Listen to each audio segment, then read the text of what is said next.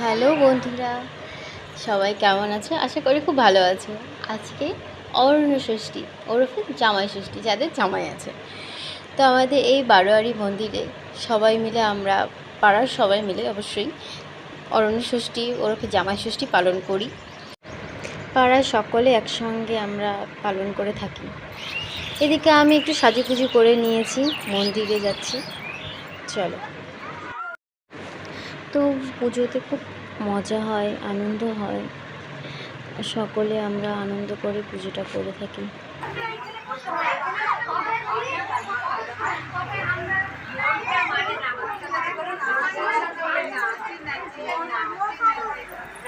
তো ঘটনাটা হচ্ছে, এখন আমরা ঠাকুরমশাইয়ের জন্য অপেক্ষা করে বসে আছি। ঠাকুরমশাই